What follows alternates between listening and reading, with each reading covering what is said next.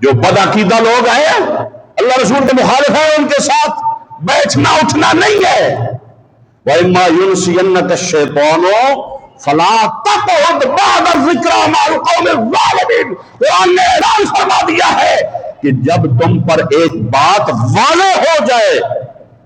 فَلَا تَقْعُدْ بَعْدَ الذِّكْرَىٰ مَعَ الْقَوْمِ الظَّالِمِينَ، وضاحت کے بعد جب کھرے کھوٹے کا پتہ چل جائے کہ ظالم یہ ہوتا ہے، یہ ظالم ہے اور یہ عادل ہے، یہ سچا ہے، یہ جھوٹا ہے۔ اللہ وحدہ لا شریک نے ارشاد فرمایا جو بھی باطل ہے، جو بھی ظلم ہے، ظالم ہے، جو بھی جھوٹا ہے، فلا تقعد بعد الذکر مع القوم الظالمین، جب تمہیں معلوم ہو جائے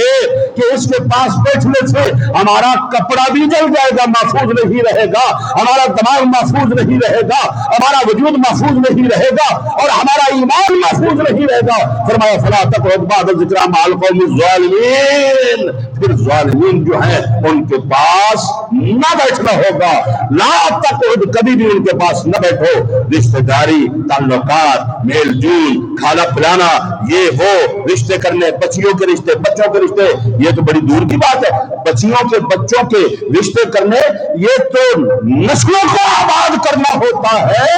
تو بد مذہبوں، اللہ رسول کے مخالفین سے رشتے کر کے نسلیں خراب کرنی ہوتی ہے، نسل در نسل یہ وبا جو ہے یہ پھر پھیل جاتی ہے جو کبھی بھی ختم ہونے والی نہیں ہوتی۔ اسی لیے اللہ وحدہ لا شریک نے ارشاد فرمایا ہے کہ ان سے بچ کے رہنا۔ لا تجد قوما يؤمنون بالله واليوم الآخر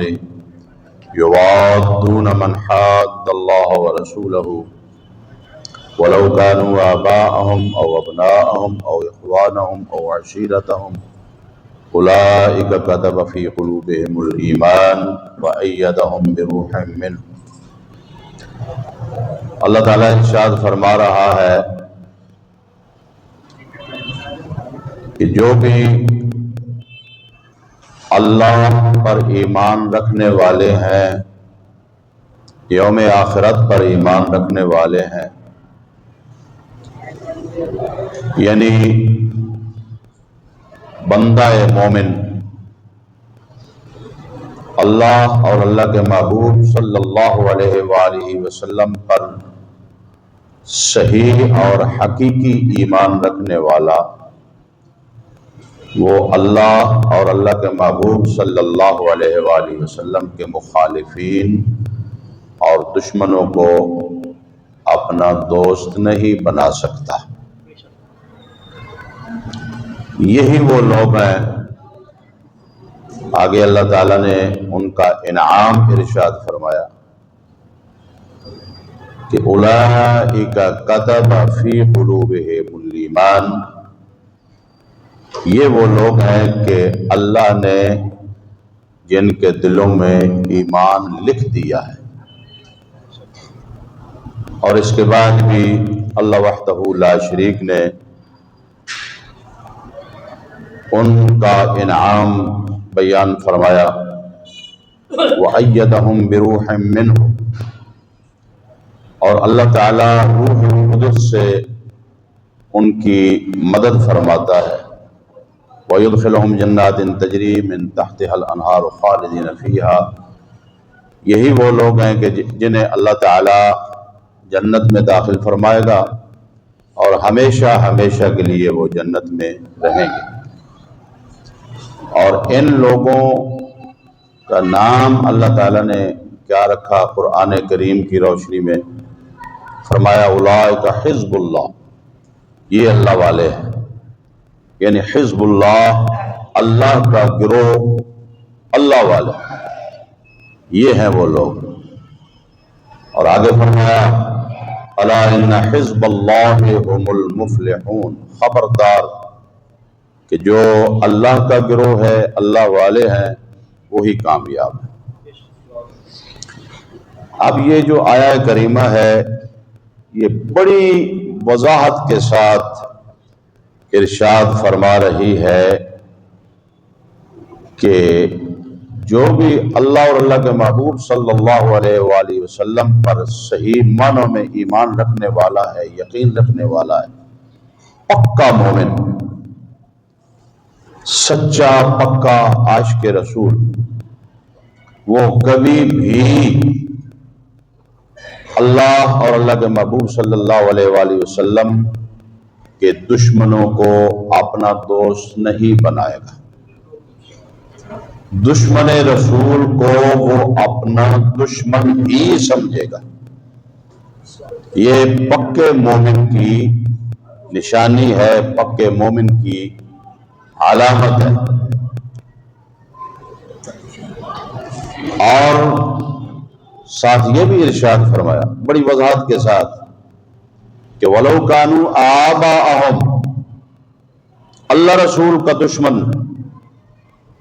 خواہ وہ اہل ایمان کا باپ کیوں نہ ہو، دادا کیوں نہ ہو، آباءہم، آباء و اجداد بھی ہو، مگر اللہ رسول کے وہ دشمن ہوں تو جو صحیح العقیدہ سچا پکا مومن ہے،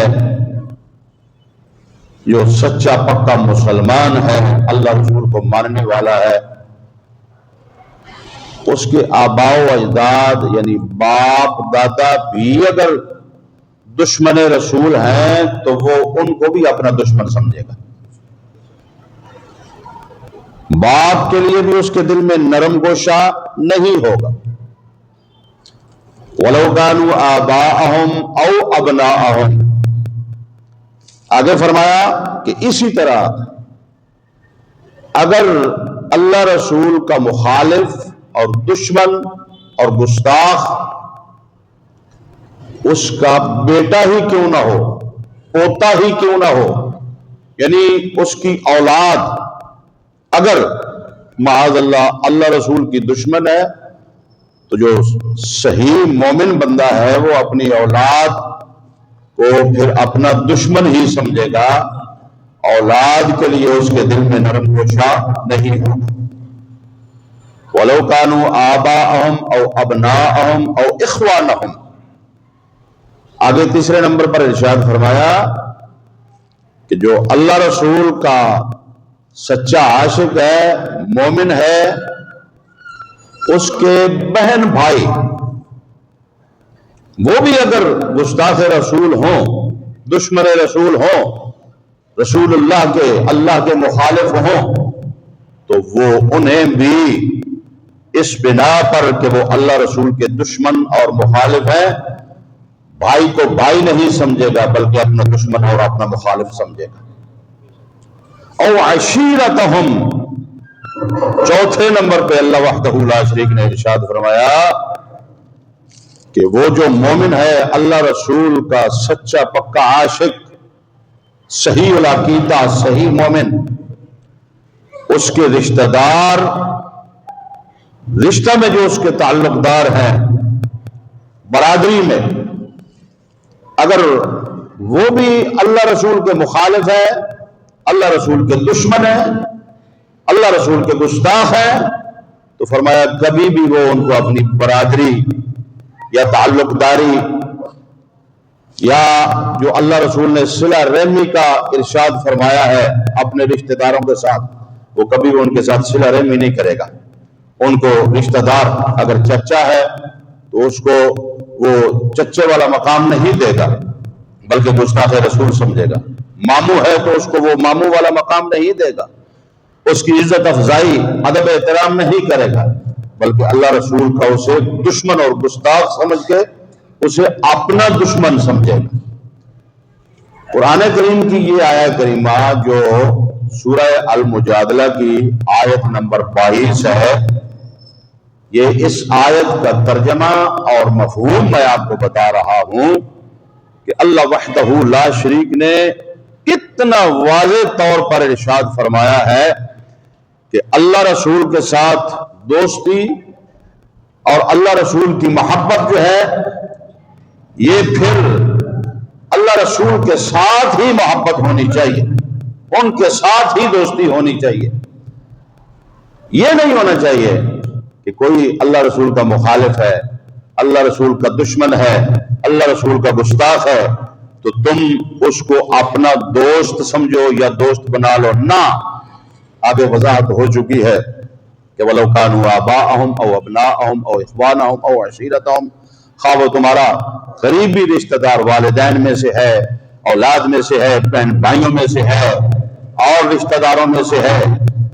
کسر باشد کوئی بھی ہے، قریب سے قریب ہے، دور سے دور ہے، اللہ رسول کا دشمن ہے، تو جو مومن بندہ ہے، مسلمان بندہ ہے، وہ اسے اپنا دشمن سمجھے گا،